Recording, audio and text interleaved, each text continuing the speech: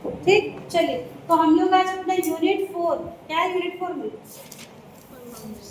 क्या है सबक स्रोत के बारे में पढ़ना है भाई। यूनिट 3 में क्या पढ़े हैं, एलडी के बारे में। जो आपका सेकंड सेमेस्टर में 4 यूनिट है, एक में हमने पढ़ा वायरस, दूसरे में पढ़ा बैक्टीरिया, दोनों खत्म हो गए। फिर हम शुरू किए क्या प्लांट वाले, तो एक हमने पढ़ लिया क्या एल्गी। एल्गी में जैसे जैसे पढ़ा है वैसे ही आपको किसमें भी पढ़ना है, फंजाई में भी पढ़ना है, ठीक है। तो एल्गी में जैसे हमने पूरे जनरल कैरेक्टरिस्टिक्स वगैरह देखे, सब चीज़ देखा। उसके बाद हमको क्या था लास्ट में 6 फैमिली, 6 उसके जो मेंबर हैं उनके बारे में देखना था, वैसे ही आप यहाँ पर भी देख रहे हो, ठीक। तो 6 में 3 हमने पढ़ लिए हैं, 3 आपको और पढ़ने हैं। कौन कौन से एल्गी के बारे में डिटेल पढ़ा है,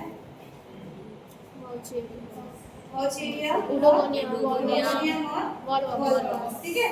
बाकी जो 3 है उसको अगर ये वाला भी पढ़ने के बाद टाइम रहेगा तो मैं आपको पढ़ाऊंगी क्लास में, ना ये डिपेंड करेगा कि कब तक हमारी क्लास हो सकती है। और अगर नहीं हो पाएगा तो मैंने आपको लगभग आइडिया बता दिया है कि कोई भी आपको अगर एक एल्गी पूछेगा तो उसके बारे में, कोई भी एक एल्गी अगर पूछा तो क्या क्या चीजें लिखनी है बताया उस दिन, समझ आया था। जैसे पढ़े हैं 3 को वैसे ही 3 को और करना है, ठीक है। उसका सबसे पहले क्लास को समझिए। सेम वैसे ही फंगस को ही पढ़ना है।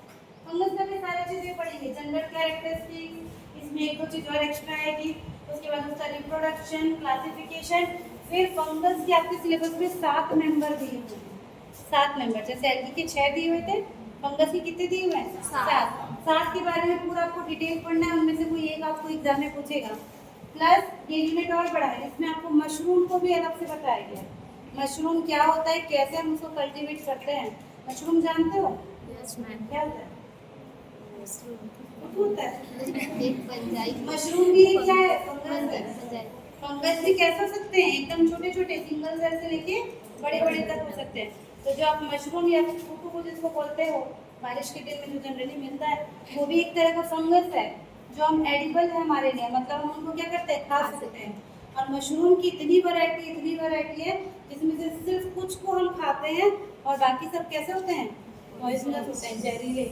आप देखते हैं बारिश के समय में आप पेपर में पढ़ोगे भी कि जहरीला वाला वो खा लिए और पूरी की पूरी फैमिली निपट गई, ऐसा होता है, ऐसा होता है। तो जो उधर से लाते हैं ना, उन लोग पहचान पाते हैं कि ये खाने वाला है कि ये नहीं खाने वाला है, ठीक है। चलिए तो फंगस को देखते हैं। तो जब 2 किंगडम क्लासिफिकेशन, पूरे प्लांट को कई बार बांटा गया अलग अलग साइंटिस्ट के द्वारा। तो जब 2 जगत वर्गीकरण किया गया था, मतलब 2 किंगडम क्लासिफिकेशन किया गया था, तो कवकों का अध्ययन पादप जगत के प्रभाव थैलोफाइटा के अंदर किया जाता था, है ना। मतलब हम इनको भी किसके अंदर रखते हैं, थैलोफाइटा। थैलोफाइटा मतलब क्या होगा, थैलस टाइप स्ट्रक्चर। जिनमें क्या मिलेगा, थैलस स्ट्रक्चर मिलेगा। थैलस क्या होता है, एलजीबीसी में आता है। थैलस मतलब एक सुकाय, इसको हिंदी में सुकाय संरचना होता है। मतलब ये ऐसे पौधे हैं, इनको भी पता नहीं पौधों के अंदर भी रखा जाता है, कई बार अलग भी रखा जाता है, इसकी अभी प्रॉपर्टी देखेंगे। ऐसी संरचना जिनको हम जड़, पत्ती और तने के रूप में नहीं बांट सकते। एल्गी को जिंदगी के रूप में वही हम वॉल बॉक्स कैसे बना रहे थे, ये हमारा वॉल बॉक्स था, ऐसे बनाया था वॉल बॉक्स, ऐसे ये वॉल बॉक्स था, ठीक है। ये वॉल बॉक्स को आप ऐसे देखोगे कि किसी भी एंगल से पौधा नहीं लगेगा, नहीं लगेगा ना, लेकिन हम इनको पौधे के अंदर ही मानते हैं, एल्गी भी प्लांट में आते हैं। ये इसकी जो बॉडी है, कैसी बॉडी है, थायराइड बॉडी, मतलब कहीं से भी हम इसको जड़, तना, पत्ती अलग अलग के रूप में नहीं बांट सकते। सेम ये कंडीशन फंगस के साथ भी है। तो ये कैसी है, सुकाय संरचना होती है, ठीक है। और एक साइंटिस्ट है विटेकर, जब इन्होंने 5 किंगडम क्लासिफिकेशन दिया तो कवकों को एक अलग जगत का दर्जा दिया गया, है ना। जब 5 किंगडम क्लासिफिकेशन दिया गया साइंटिस्ट विटेकर के द्वारा, तो इनको एक अलग ग्रुप में रखा गया जिसमें सभी यूकैरियोटिक, बहुकोशिकीय को और कुछ मतलब उसमें अपवाद उनको छोड़कर क्लोरोफिल रहित, मतलब एक क्लोरोफिलस और नॉन वेस्कुलर जीवों को सम्मिलित किया गया। तो जब हम इसको 5 किंगडम क्लासिफिकेशन के अंदर देखें, 5 किंगडम है ना अलग अलग, जिसमें प्रोटेस्टा, मोनेरा, प्लांटेरिया, एनिमेलिया, उसी में एक अलग और डिवीजन बना जिसमें इन सभी जीवों को रखा गया जो कैसे हैं, जो यूकैरियोटिक है। फंगस भी आपका यूकैरियोटिक है, एक क्लोरोफिलस है, इसके पास क्लोरोफिल नहीं पाया जाता, तो इसको एक अलग ग्रुप में क्या किया गया, रखा गया साइंटिस्ट को, ठीक। चलिए अब इसकी प्रॉपर्टी देखते हैं। तो ये क्या होता है, कवकों का शरीर सुकाय होता है, मतलब इनका शरीर जड़, तना, पत्तियों में विभक्त नहीं होता है और इनमें क्लोरोफिल का पूर्णतः अभाव होता है। एक क्लोरोफिलस कहते हैं इसमें, कहीं पर भी इनमें क्लोरोफिल नहीं मिलेगा। एल्गी में मिल रहा था, हाँ एल्गी में मिल रहा था, इसलिए इसको हम क्या बोलते थे, वो फोटोसिंथेटिक थे, अपना खाना खुद बना सकते थे। जैसे उनको ग्रीन लाइट मिलता था, उनके पास एक आई स्पॉट है जिससे वो सेंसिटिविटी कर लेते थे, सेंसिटिव होते थे कि लाइट का मतलब उनको क्या करना है, अलग अलग शेप के उनके पास क्लोरोप्लास्ट पाए जाते हैं। जैसे ये वॉलबॉक्स है, वॉलबॉक्स के पास इस तरह का कप शेप का क्लोरोप्लास्ट मिलता है और अलग एल्गी के पास अलग टाइप का क्लोरोप्लास्ट मिलता है। तो ये सब क्या करते थे, इस क्लोरोप्लास्ट की मदद से, क्लोरोफिल इसके अंदर होता है, अपना खाना खुद बना सकते थे। फंगस ऐसा कुछ नहीं कर सकते, पूरे के पूरे दूसरे के ऊपर क्या रहते हैं, ये डिपेंडेंट रहते हैं, तो ये अपना खाना कभी भी खुद नहीं बना सकते। ठीक है, और क्या है, ये असंवहनी है, ये नॉन वेस्कुलर है। ये कैसे है, नॉन वेस्कुलर। नॉन वेस्कुलर का क्या मतलब होगा, जाइलम फ्लोएम नहीं पाए गुड, इनके पास कोई भी संवहन तंत्र नहीं है, तो ये देखो यहाँ पर जरूरत ही नहीं है, क्योंकि ऐसे लंबे लंबे तो है नहीं कि पानी को नीचे से ऊपर तक पहुँचाना है जैसे पौधों में लगता है। ठीक, तो इनके पास वेस्कुलर सिस्टम भी नहीं है, जाइलम फ्लोएम टाइप की कोई भी चीज इनके पास नहीं पाई जाती। ठीक है, क्योंकि इनमें क्लोरोफिल का पूर्ण अभाव होता है, अतः ये परपोषित होते हैं और अपना पोषण मृतजीवी, सहजीवी और परजीवी के रूप में प्राप्त करते हैं। हीटेरोट्रॉफिक वर्ड यूज किया जाता है, हीटेरोट्रॉफिक मतलब ये पूरी तरह से दूसरों के ऊपर डिपेंडेंट है अपना खाना, मतलब अपने अपने खाने के लिए। ठीक है, तो दूसरे के ऊपर आप किस तरह से डिपेंडेंट रह सकते हैं, या तो आप कैसे रहेंगे, परपोषी, मतलब कि आप किस तरह से रहेंगे, पैरासाइट के रूप में। ठीक है, पैरासाइट किसी भी जीव के अंदर है ना, ये उसके ऊपर पैरासाइट की तरह, उससे पूरा भोजन क्या लेना है, चूस लेना है। दूसरे क्या होते हैं, सहजीवी के रूप में, सिम्बायोटिक, किसी के साथ रहना। जैसे एक वर्ड मैंने एल्गी पढ़ाते हुए बताया था, एक वर्ड होता है जिसको कहते हैं लाइकेन। लाइकेन, ये लाइकेन क्या होता है, लाइकेन का मतलब होता है जब एल्गी और फंजाई एक साथ रहने लगते हैं, एल्गी और फंजाई एक साथ रहने लगते हैं, सिम्बायोटिक, सहजीविता, दोनों को फायदा हो रहा है। क्या हो रहा है, दोनों को फायदा हो रहा है, तो इसको सहजीविता कहते हैं। तो ये दोनों जब साथ में रहते हैं इसको लाइकेन कहते हैं। मोर फिर भी ये भी एक टॉपिक है कि लाइकेन क्या होता है। ठीक है, तो यहाँ पर क्या हुआ, एल्गी खाना बना के इसको देता है और फंजाई क्या करता है, उसको जगह देता है, प्रोटेक्शन देता है रहने के लिए। दोनों को म्यूचुअल फायदा हो रहा है, एल्गी खाना बना रहा है, अपने को भी दे रहा है, इसको भी दे रहा है, और ये क्या कर रहा है, इसको प्रोटेक्शन और शेल्टर दे रहा है। ठीक है, ये होता है। इसके अलावा फंजाई एक और टर्म होता है जिसको कहते हैं माइकोराइजा।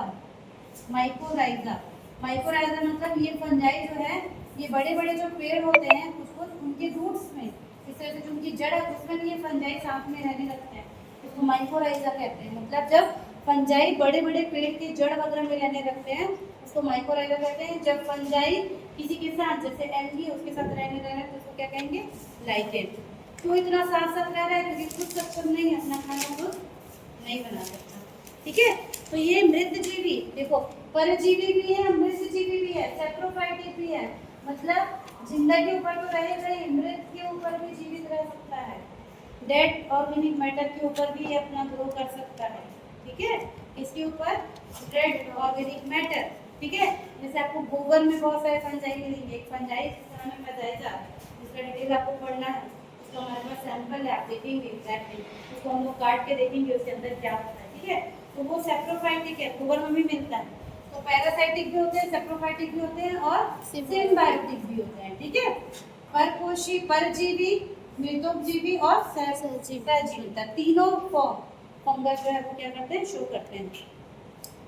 ठीक, तो इनमें प्रायः जो जनन होता है वो बीजाणुओं द्वारा होता है, इसके अंदर भी बहुत सारे टाइप के स्पोर बनते हैं, रिप्रोडक्शन में हम लोग देखेंगे। और कवक विज्ञान अथवा माइकोलॉजी के अंतर्गत कवकों का संपूर्ण अध्ययन किया जाता है, तो जिसमें हम कवक के बारे में सब चीज पढ़ते हैं उसको हम कहते हैं क्या, mycology. So mycology is a branch of biology in which we study about the fungi. और जो इस पे काम करते हैं साइंटिस्ट, बहुत सारे साइंटिस्ट पे काम करते हैं, उनको कहा जाएगा माइकोलॉजिस्ट। जो जिस पे काम करते हैं उसको क्या नाम देते हैं, लॉजिस्ट, तो उनको क्या कहा जाएगा, माइकोलॉजिस्ट। तो माइकोलॉजिस्ट पूरे टाइम फंगस के ऊपर क्या करते हैं, काम करते रहते हैं। ठीक है, कवकों द्वारा पौधों में उत्पन्न रोगों का अध्ययन भी इसी के अंतर्गत किया जाता है। प्लांट पैथोलॉजी एक टर्म, एक साइंस है जिसके अंतर्गत ये जो फंगस है ये बहुत बीमारी करते हैं। आप जो फर्स्ट पीरियड में पढ़े हो ना डिफरेंट रोग, उसमें हम देखे थे ना, ज़्यादातर हम किसका देखे थे, फंगस से होने वाले रोग, बैक्टीरिया से होने वाले रोग और वायरस से होने वाले रोग। तो ज़्यादातर आप देखोगे पौधों के ऊपर जो लक्षण वाले जितने भी नजर आते हैं, तो फंगस के कारण होता है पत्तियों के ऊपर व्हाइट व्हाइट कलर का, है ना, देखा है ना, चुनने, आपने कॉपी में लिखा भी है, व्हाइट बॉर्डर टाइप का कुछ मिलेगा या व्हाइट रेशे टाइप का कुछ मिलेगा। तो इस तरह की जितने भी चीजें दिखती हैं वो सब क्या है, फंगस है। तो फंगस पौधों के ऊपर बहुत ज्यादा बीमारियां करती है। ठीक, चलिए उसके बाद और क्या क्या इसकी परिभाषा है। कवकों को बहुत बहुत प्रकार से परिभाषित किया गया है। तो एक फेमस माइकोलॉजिस्ट है, कवक विज्ञानी है, जिनका नाम है एंटनी डी बेरी। उन्हें आधुनिक कवक विज्ञान का जनक कहा जाता है। ऑब्जेक्टिव में पूछ सकता है आपको, father of modern mycology is Antony de Bary. Scientist का नाम लिख लीजिए, एंटनी डी बेरी। ठीक है, एंटनी डी बेरी साइंटिस्ट हैं, इनको फादर ऑफ मॉडर्न माइकोलॉजी कहा जाता है, आधुनिक कवक विज्ञान के जनक। आधुनिक कवक विज्ञान के जनक कहा जाता है। उनके अनुसार कवक सजीव और गतिशील होते हैं। फिर और भी साइंटिस्ट ने कवक के बारे में क्या क्या बोला है वो दिया गया है, हमारे काम का ज्यादा नहीं। ठीक है, यहाँ तक हो गया। चलिए अब इनके जनरल कैरेक्टरिस्टिक देखते हैं। अगर आपको कवक को पहचानने को बोला जाएगा तो आप कैसे पहचानेंगे, कैसे दिखता है कवक, बताओ। किसने देखा है कवक को रियल लाइफ में? कितने देखा है? मैंने देखा है। और कितने देखा है? मैंने भी देखा है। कितने बोला? बताओ कैसा दिखेगा कवक, बताओ। वाइट व्हाइट कैसा दिखेगा? कहीं ना कहीं तो देखे हो, कहाँ देखे हो बताओ। तालाब के किनारे फंगस थोड़ा मुश्किल है। तालाब के किनारे ज्यादातर आपको एल्गी और आगे पड़ेंगे ब्रायोफाइटा हो सकते। ब्रेड में, वेरी गुड। आप ब्रेड को लाए, पैकेट वगैरह खोले और रख दिए, है ना। अगर आप उसको 4 दिन बाहर रख दोगे, उसके ऊपर हल्का सा पानी डाल के रख दोगे ना, तो आपको उसके ऊपर से ब्लैक ब्लैक सा नजर आने लगेगा, है ना। वो ब्लैक ब्लैक दिखते हैं, उसके कवक वहाँ पर ग्रो कर लेता है और पूरे उसके स्पोर रहते हैं। फंजाई के ज्यादातर स्पोर बहुत मिलते हैं, छोटे छोटे स्पोर। ठीक है, और आपने कहाँ देखा है बताओ, आप वो देखे हो? हाँ, अचार या कोई भी दिखना सब्जी या कोई भी चीज, जैसे लड्डू का फूल भी दिखता है। शादी का लड्डू है, बहुत दिन का रखा है, ऊपर से नहीं दिखेगा, ऐसे खोलोगे ना तो अंदर ऐसे व्हाइट व्हाइट नजर आएगा, है ना। उसको नजरअंदाज करके भी कई लोग खाते हैं। नजरअंदाज नहीं करना है, बहुत बीमारी करता है। कौन? अचार में, अचार को तेल में डुबा के, मम्मी बोलती है जब भी निकालो तेल में डुबा रहे या अच्छे से पूरा पैक रहे। अगर थोड़ा भी वहाँ पे जगह बच गया तो आप देखना ऊपर ऊपर आपका ऐसे व्हाइट व्हाइट कलर का क्या होगा, पूरा फंगस चारों ओर लग जाएगा। वहाँ पे बैक्टीरिया ग्रो नहीं कर पाता। फंगस को ग्रो करने के लिए टेम्परेचर थोड़ा कम चाहिए। जैसे बैक्टीरिया अभी टेम्परेचर में ग्रो कर सकता है, लेकिन फंगस को ग्रो करने के लिए थोड़ा लंबा टाइम चाहिए रहता है और थोड़ा सा टेम्परेचर क्या होता है, कम चाहिए रहता है ना। बाकी थोड़े एसिडिक कंडीशन में, मतलब पीएच अगर 7 से कम है तो भी फंगस क्या होता है, ग्रो कर लेता है। तो फंगस आपने बहुत सारी जगह देखा हुआ है। ठीक है, अब उसकी कैरेक्टर देखते हैं। देखिए, अब अगर आप इमेजिन कर पा रहे होंगे, अपने घर के अचार के बर्तन के अंदर घुस जाओ और इमेजिन करो कैसा दिखेगा, उसकी शारीरिक संरचना कैसी होगी। तो शारीरिक रचना अथवा सुकाए पतले धागों जैसी रचनाएं कवक सूत्रों से बनी होती है ना। अगर आप उसका से निकाल के देखोगे तो आपको ऐसा लगेगा कि ये रुई है, क्या है, पतला पतला धागा। तो कवक कैसा होता है, एकदम ऐसे पतला पतला, ज्यादातर ऐसे व्हाइट व्हाइट कलर का, ऐसे पतला पतला दिखेगा। इसको कहते हैं हाइफे। क्या कहते हैं? हाइफे। जो कवक का एक धागा होता है ना, उसको कहते हैं हाइफे। और इन सब धागों को एक साथ बोलते हैं माइसीलियम। क्या कहेंगे? माइसीलियम। ठीक है, तो 2 वर्ड हो गए उसके एक एक धागे को। जब हम इसकी स्टेनिंग वगैरह करते हैं या आइसोलेशन करते हैं तो हम एक धागा ऐसे उठा सकते हैं। तो जिन जिन्होंने प्रैक्टिकल किया है, लगभग वो जैसे बाउचीरिया दिख रहा था ना देखने में, देखे थे याद है? बाउचीरिया को भी हम लोग निकाले थे या उडोगोनियम को निकाले थे, तो एकदम से पतला सा जैसे नजर आ रहा था, वैसे ही टाइप का ही फंगस का भी एक धागा जो है वो नजर आता है। और ये एक धागा ऐसे नहीं मिलता है, पूरा पूरा इस तरह से क्लस्टर में, ग्रुप में मिलता है। इसको एक साथ क्या कहेंगे? माइसीलियम कहते हैं। ठीक है, तो माइसीलियम मतलब कि इसको एक साथ बोलेंगे कवक सूत्र। क्या बोलेंगे? माइसीलियम मतलब कवक सूत्र। ठीक है, तो पतले धागे जैसी संरचना होती है जो कवक सूत्रों से बनी रहती है। इन नहीं, ये कवक सूत्र है और एक साथ इनको कहेंगे कवक जाल। एक धागे को क्या कहेंगे? कवक सूत्र। और सब को एक साथ क्या कहेंगे? कवक जाल। ठीक है, मतलब सूत्र मतलब एक धागा और पूरे एक साथ कहेंगे इसको कवक जाल। ठीक, कवक तंतु पट्टहीन अथवा पट्टयुक्त होते हैं। अब ये जो तंतु है, अब इसका एक इसको आप देखो, इस तरफ दिख रहा है फंगस। जब एक इसको आप देखोगे तो या तो ये सेप्टेड भी हो सकता है या एसेप्टेड होता है। सेप्टेड मतलब बीच इसमें इस तरह से इसमें सेप्टा प्रेजेंट भी हो सकते हैं, या ये इस तरह भी हो सकता है जिसमें एक भी सेप्टा नहीं है। तो दोनों कंडीशन देखने को मिलती है।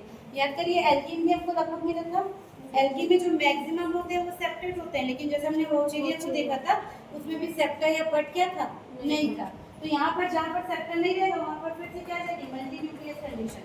मतलब न्यूक्लियस क्या होगा, जैसे यहाँ पर एक सेल के पास एक न्यूक्लियस है, यहाँ पर न्यूक्लियस केंद्रक पूरा एक साथ है, तो ये क्या मिलेगा हमको, मल्टी न्यूक्लियस कंडीशन यहाँ पर देखने को मिलता है। ठीक, फिर देखिए जो इसकी कवक भित्ति है, जिसका सेल वॉल है, वो काइटिन अथवा फंगल सेलुलोज का बना होता है। जो इसका ये सेल वॉल है, ये क्या का बना होगा, काइटिन। कभी भी ऑब्जेक्टिव में पूछेगा कि कवक का सेल वॉल क्या का बना होता है, तो हमेशा पहला ऑप्शन रखेंगे काइटिन। क्या का बना होगा, काइटिन। और साथ में अगर दिया हो तो सेलुलोज भी इसमें होता है, जिसको कहते हैं फंगल सेलुलोज। क्या कहेंगे, फंगल सेलुलोज। ठीक है, तो ए बी सी डी करके अगर दिया हुआ है ए बी सी डी, एक में दिया हुआ है बोथ ऑफ द अबव और एक में दिया है नन ऑफ द अबव, तो ऐसा दिया रहेगा तो बोथ वाले मतलब दोनों चीज का बना हुआ है। अगर सिर्फ काइटिन ऑप्शन में दिया हुआ है तो काइटिन आएगा, अगर सिर्फ फंगल सेलुलोज दिया हुआ है बाकी तीनों को छोड़ दिया है तो फंगल सेलुलोज आएगा। ठीक, तो दोनों चीज का बना होता है, फंगल सेलुलोज और काइटिन का। और इनका एक ग्रुप है जिसको ओमाइसीटीज कहते हैं, उसमें सेलुलोज का भी बना हुआ होता है। ठीक है, तो अलग अलग वैरायटी है। तो अक्वा में क्लोरोफिल का पूर्ण अभाव होता है, इसलिए वो अपना भोजन खुद नहीं बना सकते, इसलिए वो परिपोषित होते हैं। ये सब देख लिया हम लोग। अब इनके अंदर जो संचित खाद्य पदार्थ है वो ग्लाइकोजन अथवा तेल के रूप में पाया जाता है। जो इनके अंदर फूड मटेरियल ऐसे स्टोर होगा वो किस फॉर्म में होगा, ग्लाइकोजन के फॉर्म में, ग्लाइकोजन या ऑयल है। जैसे फंगस में हमको बहुत सारे किस फॉर्म में मिल रहे थे, स्टार्च के फॉर्म में, किसी किसी में ऑयल के फॉर्म में। ठीक है, स्टार्च मतलब बर्न के फॉर्म में। यहाँ पर जो फूड स्टोर होगा वो किस फॉर्म में होगा, ग्लाइकोजन। ग्लाइकोजन के फॉर्म में मैक्सिमम एनिमल में फूड जो है वो इकट्ठा होता है, यहाँ पर ये फंगस में भी इसी फॉर्म में जमा होता है। ठीक, और इसलिए ग्लाइकोजन को जंतु मड या एनिमल स्टार्च भी कहते हैं, क्योंकि अधिकांश जंतु में पाया जाता है। ठीक, उसके बाद कवकों में जनन अलैंगिक और लैंगिक दोनों होता है, एसेक्सुअल और सेक्सुअल दोनों तरह का रिप्रोडक्शन यहाँ पर देखने को मिलेगा, रिप्रोडक्शन में देखेंगे। ठीक है, और उसके बाद कवकों की वृद्धि और विकास के लिए प्रकाश की आवश्यकता नहीं होती, क्योंकि क्लोरोफिल क्लोरोप्लास्ट कुछ भी नहीं है इनके पास, इनमें संवहन तंत्र नहीं होता, और इनकी जो कवक कोशिका की संरचना है वो यूकैरियोटिक होती है, और ये कवक कोशिका एक केंद्र से लेके बहुकेंद्रीय तक हो सकती है। तो ये कैसी बॉडी है, यूकैरियोटिक बॉडी है, एक केंद्रीय भी हो सकती है और बहुकेंद्रक भी हो सकती है। इतने आपको इसके जनरल कैरेक्टरिस्टिक्स के लिए लिखना है। ठीक, चलिए उसके बाद देखिए हैबिटेट कहाँ पर पाया जाएगा, ये फंगस कहाँ मिलेगा, फंगस कहाँ मिलेगा, फंगस सर्वव्यापी है, सब जगह मिलेगा। इसमें इसके सदस्य प्रायः उन सभी स्थानों पर पाए जाते हैं जहाँ जीवित या मृत कार्बनिक पदार्थ, मतलब कि जहाँ पर उनको कार्बोहाइड्रेट, प्रोटीन, लिपिड ये सब मिल गया, उन सब जगह पर कवक मिलेगा। ठीक है, दूसरे शब्दों में हम ये कह सकते हैं कि जहाँ भी जीवन होने की संभावना है वहाँ कवक पाया जाएगा। ठीक है, इसके सदस्य विभिन्न प्रकार के आवासों में पाए जाते हैं। ये हवा, जल, मिट्टी, मृत, जीवित पौधे, जंतु के शरीर, खाद्य पदार्थ जैसे रोटी, अचार, जैम, जेली, फल आदि में पाए जाते हैं। इसके अलावा चमड़ा, कपड़ा, कागज, लकड़ी आदि में भी पाए जाते हैं, और जल में भी पाए जाते हैं। हमारे भोजन और जल दोनों को ये दूषित करते हैं। देखो एल्गी लिमिटेड था, एल्गी को जिंदा रहने के लिए नमी वाली जगह चाहिए, इसको नहीं चाहिए। कागज के ऊपर भी, कपड़े के ऊपर भी, कहीं पर भी फंगस जो है वो आपको मिल सकता है। स्किन के ऊपर भी मिलेगा, हमारे स्किन के ऊपर होता है ना, अभी गर्मी में देखना आपको ईचिंग होगी कई जगह पे, तो वहाँ पर जनरली फंगल इन्फेक्शन जो है वो होता है। ठीक, तो जितने एग्जाम्पल है, रोटी पे भी ग्रो कर जाएगा, रोटी को 4 दिन रख दो एक किनारे में, वहाँ भी फंगस मिलेगा, ब्रेड में मिलेगा, अचार, जैम, जेली सब जगह, मतलब नमकीन वाले जगह पे भी, मीठे वाले जगह पे भी, फल में भी, है ना, सब जगह आपको फंगस जो है वो देखने को मिलेगा। कवकों के आवास के आधार पर भी इनको वर्गीकृत किया जाता है। जैसे जल में पाए जाने वाले कवक को जलीय कवक कहेंगे, थल में पाए जाने वाले को स्थलीय कहते हैं, गोबर पर उगने वाले को कॉप्रोफिलिक फंजाई कहा जाता है। कॉप्रोफिलिक जो गोबर में मिलेगा, मैं बताइए ना भाई, इसको हिंदी में कहते हैं समल रागी कवक। समल रागी इतना भयानक नाम क्या, गोबर का सब कुछ बोलते हैं पता नहीं भाई। गोबर में जो कवक मिलता है उसको समल रागी कवक कहा जाता है। इंग्लिश में बोलेंगे कॉप्रोफिलिक फंजाई। मिट्टी में पाए जाने वाले को मृदा कवक, हवा में पाए जाने वाले को वायुजनिक कवक, लकड़ी पर उगने वाले को कहते हैं लिग्निनोफाइलिक। लकड़ी पे जो कवक उगेगा इसको कहेंगे लिग्निनोफाइलिक, हिंदी में लिग्निनोफिलिक बोलेंगे, ठीक है। जंतुओं के बाह्य कंकाल के किरेटिन पदार्थ में उगने वाले कवक को कहेंगे किरेटिनोफिलिक। फिलिक मतलब चाहना, तो जो जहाँ पे मिल रहा है उसको फिलिक जोड़ दे रहे हैं, ठीक है। जंतुओं के काइटिन उत्तक पर उगने वाले को काइटिनोफिलिक और पत्तियों पर उगने वाले को फाइलोस्फीयर कहा जाता है। तो कहाँ पर कवक मिल रहा है उस हिसाब से उनका नामकरण कर दिया जाता है, ठीक है। नामकरण मतलब असली नाम अलग होगा पर वहाँ पे मिल रहा है इसको वहाँ पर मिलता है, ऐसा बोल देते हैं, ठीक। तो इतना पहले इसके लिए चलिए अब इसका देखते हैं सुकाय संगठन। इसका थैलस स्ट्रक्चर कैसा नजर आएगा, थैलस का स्ट्रक्चर देखोगे तो इसमें हमको क्या क्या मिलेगा, कैसे मिलेगा उसको देखिए, ठीक है। हेडिंग डालिए सुकाय संरचना या थैलस ऑर्गेनाइजेशन, ठीक। तो थैलस की संरचना में क्या क्या मिलेगा, कवकों का शरीर अत्यंत सरल और सुकायगत होता है ना, थैलस स्ट्रक्चर होता है। ये बहुत सरल कायिक संरचना होती है जिसमें सबके जड़, तन और पत्तियों का विभेदन नहीं पाया जाता, इसे ऐसे सुकाय कहते हैं। और ये दो प्रकार के होते हैं, यूनिसेलुलर भी हो सकते हैं और फिलामेंटस भी हो सकते हैं। मतलब आपको इस तरह सिंगल सेल वाला कवक मिलेगा और फिलामेंटस मतलब इस तरह से लंबे लंबे फिलामेंट वाला कवक है वो भी देखने को मिलेगा, ठीक। तो पहले एक कोशिकीय या यूनिसेलुलर को देखते हैं। तो कुछ कवक का सुकाय केवल एक कोशिका का बना होता है, जैसे कि ईस्ट और सैक्रोमाइसिस। ईस्ट साइड में देखा हुआ ईस्ट और सैक्रोमाइसिस, जो ईस्ट का पाउडर आता है ना खमीर उठाने के लिए, आपने देखा होगा बड़े स्केल पे कई जगह पे यूज करते हैं। जैसे जो कमर्शियल लेवल पे इडली ढोकला वगैरह बनाते हैं ना, वो दही डाल के नहीं फर्मेंट करते, वो क्या करते हैं ईस्ट का पाउडर आता है छोटे छोटे पैकेट में, उसको डाल के उसमें घोल दो तो वो क्या कर देता है उसको पूरा फर्मेंट कर देता है, किण्वन की क्रिया वहाँ कर देता है। तो जैसे ईस्ट हो गया वो एक सिंगल सेल का क्या है आपका फंजाई है, ठीक है। इन एक कोशिकीय कवकों का पूरा सुकाय जन्म के समय जनन संरचनाओं में परिवर्तित हो जाता है। ऐसे कवकों को कायिक अवस्था में जनन अवस्था एक साथ नहीं पाई जाती और इनको ओलोकार्पिक कहते हैं। क्या कहते हैं, पूर्णकाय फलिक या ओलोकार्पिक। जैसे ईस्ट है, एक ये मान लीजिए फंगस की बॉडी है, ठीक है, ये फंगस है, हाँ। जब इसको प्रजनन करना होगा, जब रिप्रोडक्शन का टाइम आएगा, तो ये पूरा का पूरा जो शरीर, इसका जो पूरा सेल है ना, ये पूरा का पूरा किसमें पार्टिसिपेट करेगा, प्रजनन करने में पार्टिसिपेट करेगा। तो इस तरह के फंगस को होलोकार्पिक कहा जाता है, लिख लीजिए होलोकार्पिक। होलोकार्पिक हिंदी में इसको बोलते हैं पूर्णकाय फलिक। नाम से पता चला है पूर्णकाय फलिक, मतलब पूरा का पूरा जो थैलस का बॉडी है वो किसमें पार्ट ले रहा है, रिप्रोडक्शन में पार्ट ले रहा है, ठीक है। जबकि अधिकांश कवक में क्या होता है, जनन के समय सुकाय के कुछ अंग जनन संरचनाओं के निर्माण में प्रयुक्त होते हैं, जबकि शेष भाग कायिक अवस्था में बने रहते हैं। ऐसे कवकों को कायिक अवस्था में यौनावस्था दोनों एक साथ पाई जाती है। इनको यूकार्पिक या अंशकाय फलित कहते हैं। यूकार्पिक एक हो गया होलोकार्पिक और एक होता है जिसको कहते हैं यूकार्पिक। तो यूकार्पिक में क्या होगा, जैसे मान लीजिए ये फिलामेंट है फंगस का, फिलामेंट है फंगस का, ठीक है। तो जब इस फंगस को रिप्रोड्यूस करना होगा तो जैसे ये वाला भाग है सिर्फ यही रिप्रोड्यूस कर रहा है, तो इसी के अंदर कुछ कुछ काम हो रहा है। तो ऐसे में जब रिप्रोडक्शन किसी एक पार्ट में होगा उसको यूकार्पिक कहेंगे, और जहाँ पर पूरे के पूरे बॉडी में रिप्रोडक्शन होगा उसको होलोकार्पिक कहेंगे। ये वाला कंडीशन जनरली यूनिसेलुलर केस में मिलेगा और ये वाला कंडीशन हमको किस में मिलेगा, मल्टी सेलुलर में। भाई यूनिसेलुलर के पास ऑप्शन ही नहीं है ना, एक ही सेल है तो वहीं सब काम होगा ना। जैसे अगर आपके घर में एक ही कमरा है तो कुछ भी काम होगा तो वहीं शुरू होगा और काम होगा। लेकिन अगर आपके पास बहुत सारे कमरे हैं तो आपको एक पर्टिकुलर काम को एक अलग कमरे में कर सकते हैं, सेम वही कंडीशन है। होलोकार्पिक यूकार्पिक वर्ड को ऑब्जेक्टिव में पूछ सकता है। होलोकार्पिक फंगस होते हैं, होलोकार्पिक कवक या पूर्णकायक फलिक जो कवक ये होते हैं। तो इसमें ऑप्शन दिया रहेगा, क्या दिया रहेगा, पूरा सुकाय जन्म के समय संरचनाओं में परिवर्तित हो जाता है, आधा सुकाय परिवर्तित होता है, ऐसे ऐसे करके ऑप्शन देगा। ठीक है, चलिए उसके बाद अनेक कवकों में चल बीजाणु अंकुरण के करके मूलाभास तंत्र बनता है, जिस पर एक जन्म इकाई अथवा बीजाणु धानी लगी होती है और इसको मोनोसेंट्रिक कहते हैं। ये वाला वर्ड अभी तो थोड़ा छोड़ देते हैं, ये भी आपको समझ में आएगा।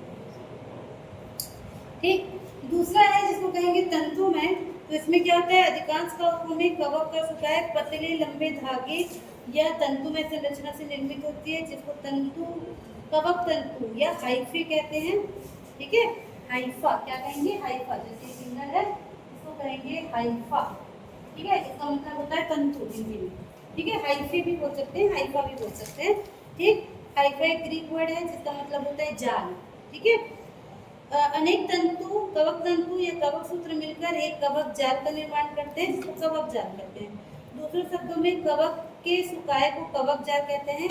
इस प्रकार के कवकों में जनन के समय सुकाय कायिक भाग एवं जनन भाग में विभेदित हो जाता है, अर्थात इसमें हमेशा यू कार्पिक मिलेगा। तो जो भी फिलामेंट वाले हैं वहां पर ही बताया उसमें कैसा मिलेगा, यू कार्पिक टाइप का ही रिप्रोडक्शन हमको देखने को मिलेगा। कवक तंतु प्रायः कैसे होते हैं, रंगहीन होते हैं, परंतु कभी कभी खाद्य पदार्थों अथवा वर्णकों की उपस्थिति के कारण ये रंगीन दिखाई देते हैं। ये जनरली रंगहीन होते हैं, पर कभी कभी हो सकता है कि वो रंगीन भी दिखेंगे। फिर इनको दो भाग में बांटा है। ठीक है, इस तरह से अभी जो देखेंगे, एक को कहते हैं सेप्टेट और इसको एक को कहेंगे एसेप्टेट। सेप्टेट मतलब जिसमें बीच में सरफेस पट पाया जाएगा, इसको कहेंगे क्या, सेप्टेट। ठीक है, तो ये क्या होगा, देखिए सेप्टेट, पहले ए सेप्टेट को देखते हैं। ये वाला ए सेप्टेट मतलब बीच में इस तरह से जो पट नहीं मिलेगा, इसको क्या कहेंगे, ए सेप्टेट, पट रहे। ठीक है, तो ये क्या होते हैं, इस प्रकार के कवक तंतु में अनुप्रस्थ भित्ति अथवा पट्टू या सेप्टा का अभाव होता है, अर्थात कवक तंतु कोशिका में विभाजित नहीं होती और केंद्रक संपूर्ण कवक तंतु में कोशिका द्रव्यों में समान रूप से बिखरे हुए पाए जाते हैं। ठीक है, तो इस अवस्था को संकोची अवस्था या सिनोसिटिक कंडीशन भी कहते हैं। सिनोसिटिक कंडीशन, इसको हम लोग एलजी में भी पढ़े हैं। जब सेप्टा पूरा हट जाता है तो न्यूक्लियस पूरा इस तरह से ऐसे बिखरा हुआ पड़ जाएगा, मतलब क्या हो गया, ये मल्टी न्यूक्लिएट कंडीशन बन गया। इसको क्या कहते हैं, सिनोसिटिक, या हिंदी में इसको क्या बोलेंगे, समकोशिकीय अवस्था कहा जाता है। ठीक, तो कुछ निम्न वर्ग के कवक है, जैसे कि म्यूकर हो गया जो आपको ब्रेड के ऊपर देखने को मिलता है, राइजोपस हो गया, इसमें इस तरह का मिलेगा। ठीक है, ए सेप्टेट। दूसरा होता है जिसको कहते हैं सेप्टेट, मतलब उसमें क्या मिलेगा आपको, इस तरह से क्या मिलेगा, इनके बीच में ऐसे सेप्टा मिलेगा। तो इसको क्या कहेंगे, सेप्टेट कहेंगे, पट्ट वाला मतलब कि पट्टी युक्त कहेंगे। इस प्रकार के कवक तंतुओं में अनुप्रस्थ भित्तियां अथवा पट्ट पाए जाते हैं, जिसके फलस्वरूप कवक तंतु स्पष्ट रूप से अनेक कोशिकाओं अथवा खंडों में विभेदित नजर आता है।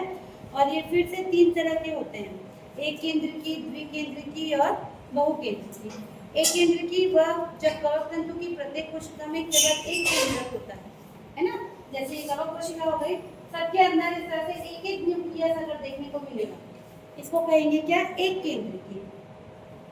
ठीक है, फिर दूसरा होता है द्विकेंद्र की, डाइकैरियोटिक, जब कवक तंतु की प्रत्येक कोशिका में केवल दो केंद्रक, देखो फंगस में ये भी स्थिति है, एक ही कोशिका में आपको इस तरह से दो अगर न्यूक्लियस देखने को मिलेगा तो इसको कहेंगे क्या, द्विकेंद्र की या डाइकैरियोटिक। ठीक है, और एक होगा जिसको कहेंगे पॉलीकैरियोटिक, मतलब जब कवक तंतु की प्रत्येक कोशिका में दो से अधिक केंद्रक देखने को मिलेंगे तो इसको पॉलीकैरियोटिक या बहुकेंद्रकी कहा जाता है। तो उच्च वर्ग के कवक जो होते हैं, जिसमें आपका आगे पढ़ेंगे क्लासिफिकेशन में जो देखेंगे, एस्कोमाइसिटीज और बेसिडियोमाइसिटीज आते हैं, उनमें उनका कवक जल पट्टयुक्त तंतुओं का बना होता है। ठीक है, तो आप देखिए जो लोअर एल्गी है वो ज्यादातर ऐसे पट्ट बिना पट्ट वाले मिलेंगे, और जो हायर एल्गी है उनमें इस तरह से क्या मिलेगा, आपको पट्ट जो है वो देखने को मिलेगा, है ना। क्लासिफिकेशन में देखेंगे, इसमें ये ए सेप्टेट है, और जो हायर एल्गी होते हैं वो कैसे होते हैं, सेप्टेट होते हैं। अब जो इनका वो होता है, क्या बोलते हैं, जो सेप्टा होता है, ठीक है, वो भी कई तरीके से हो सकता है। ठीक है, जैसे एक होता है जिसको कहते हैं सॉलिड सेप्टा, मतलब कि ठोस पट। इसमें क्या होगा, इस यह निम्न वर्ग के कवकों के सदस्यों की जन्म संरचना के आधार पर पाए जाते हैं। ठीक है, सरल पट होते हैं। एक होता है जिसको कहते हैं परफोरेटेड सेप्टा, अलग से नहीं पूछेगा एग्जाम में इसको, पर अगर 10 नंबर के लिए पूछेगा तो लिख सकते हो। सॉलिड सेप्टा, एक को कहेंगे छिद्रित या परफोरेटेड सेप्टा। इसमें क्या होता है, कुछ कवक तंतुओं में पाए जाते हैं जहाँ पर दो कोशिकाओं के मध्य उपस्थित पट्ट में अनेक सरल प्रकार के छिद्र होते हैं। मतलब ये जो सेप्टा मिल रहा है इसमें ऐसे छोटे छोटे छेद पाए जाएंगे, उसको कहेंगे क्या, छिद्रित पट्ट।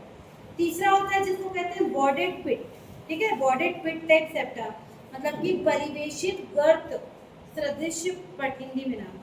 तो यहाँ पर जो कवक तंतु के पट्ट में उपस्थित क्षेत्र पट्ट के द्विशिखी किनारों पर ढका रहता है और इसमें कुछ अलग टाइप का आपको स्ट्रक्चर देखने को मिलता है, ठीक है। ये मतलब ये जो सेप्टा बना हुआ है ना, ये भी अलग अलग डिजाइन का हो सकता है, उसी को हम लोग पढ़ रहे हैं। एक होता है जिसको कहते हैं डोलीपोर सेप्टा या डोल छिद्र, ठीक। तो ये आपको बेसिडियोमाइसीटीज वर्ग के उसमें मिलेगा और इनमें ना दोनों रुभार होता है। मतलब किस तरह का नजर आएगा, देखिए देखिए थोड़ा डायग्राम बना के बताते हैं। जो आपको सिंपल ठोस पट्ट है वो कैसा नजर आएगा, सेप्टा को देख रहे हैं ना, कहाँ पर का पोर्शन देख रहे हैं, समझ आ रहा है, सेप्टा को देख रहे हैं। जैसे कि ये है, ठीक है, ये है, मतलब ये इसका एक स्ट्रक्चर हुआ, ये दूसरा होगा। ये जो बीच का पट्ट है अगर वो बिल्कुल ऐसे नॉर्मल रहेगा तो इसको कहेंगे ठोस पट्ट या सरल पट्ट, ठीक है, पहला वाला इसको बोल रहे हैं ठोस पट्ट या सरल पट्ट। दूसरा वाला रहेगा जिसको छिद्रित कहेंगे। छिद्रित आपको कैसा नजर आएगा, दूसरा वाला कैसा नजर आएगा, इसमें बीच में ना इस तरह से छेद आएंगे, समझ पा रहे हैं, मतलब जैसे पूरा ठोस है, यहाँ पे बीच में देखो ये क्या है, छेद, तो इसको क्या बोलेंगे, छिद्रित सेप्टा, ठीक है। तीसरा जो है सी वाला, उसको बोलेंगे सरल छिद्रयुक्त, मतलब कि अगर सिर्फ एक है, जैसे ये फिर से आ गया ऐसा और एक बार बस इस तरह से छेद, इसको बोलेंगे सरल छिद्र, मतलब एक बार बस क्या है, बीच में छेद है, ठीक है। उसके बाद जो चौथा है जिसको बोलते हैं परिवेशित गर्त सदृश छिद्र, मतलब कि वहां पर आपको कुछ एक बीच में इस तरह का स्ट्रक्चर नजर आएगा। कैसा नजर आएगा, देखो 5 टाइप के सेप्टा होते हैं, एक से फंगस है, उनमें भी इस तरह के होते हैं, ठीक है। चौथा टाइप का आपको कैसे नजर आ रहा है, इस तरह का, ये ऐसा बनेगा, थोड़ा अलग टाइप का स्ट्रक्चर बनेगा सेप्टा, ठीक है, बीच में यहाँ पर कुछ है। और पांचवा जो होता है जिसको डोलीपोर सेप्टा कहते हैं, वो इस तरह से नजर आता है, मतलब यहाँ पर बीच में इस तरह के डिजाइन बने हैं, तो फंगस के अंदर भी इतना सब कुछ नहीं है। तो ये अलग अलग टाइप के सेप्टा हैं, या तो उनमें सेप्टा नहीं मिलेगा, जो निम्न वर्गीय फंगस है उनमें सेप्टा नहीं मिलेगा, और सेप्टा मिलेगा तो इतने तरह के सेप्टा पाए जाते हैं।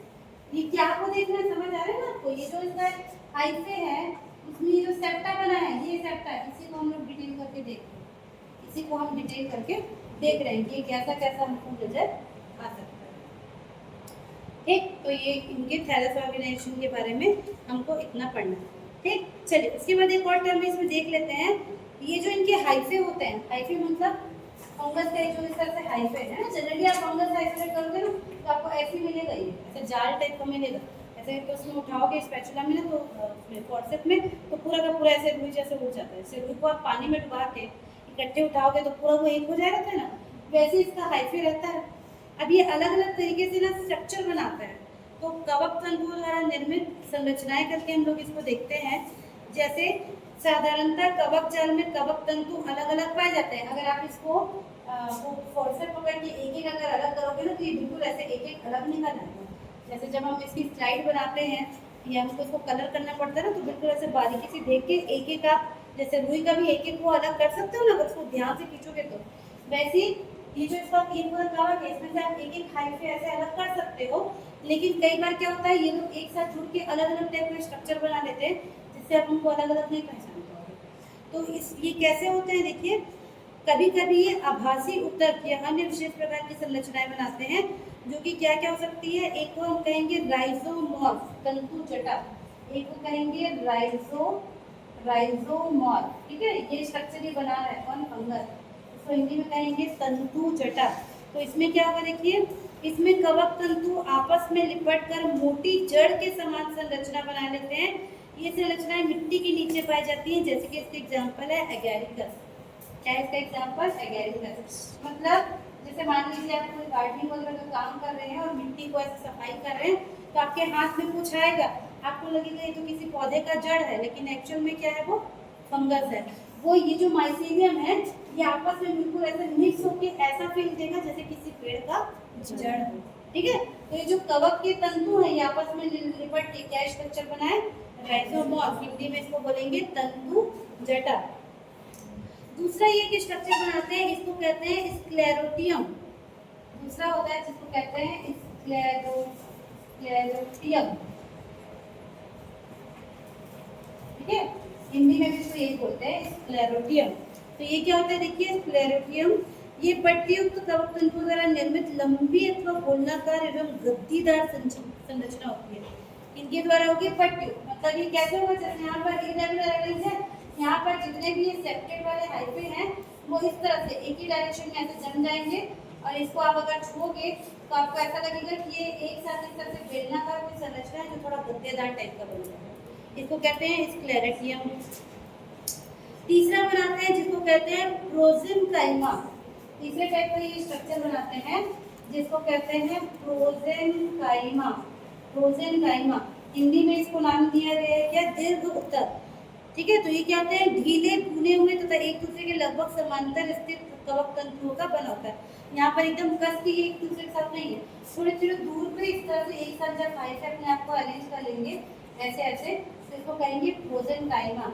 तो ये जैसे आपको पेरेंकाइमा सेल होते हैं ना उस तरह का लगेगा कि ये पेरेंकाइमा सेल है, पर इनको प्रोजेनकाइमा नाम देते हैं। ठीक है, चौथा होता है जिसको कहते हैं सूडो पेरेंकाइमा। देखो पेरेंकाइमा भी आ गया। चौथा होता है जिसको कहते हैं सूडो पेरेंकाइमा। ठीक है, पेरेंकाइमा। सूडो का मतलब होता है, कहीं पर भी अगर आप ये सूडो वर्ड देख रहे हैं उसका मतलब होता है फॉल्स, गलत चीज है ना।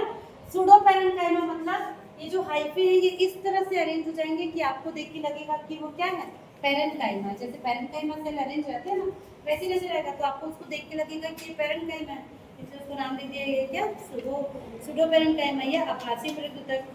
तो इस ऊतक में कवक तंतु आपस में पूरी तरह संयोजन करके पेरेंकाइमा की तरह संरचना बनाते हैं। ठीक, और एक होता है जिसको कहते हैं स्ट्रोमा। स्ट्रोमा पांचवा है स्ट्रोमा। ठीक है, हिंदी में इसको स्ट्रोमा ही दिया है।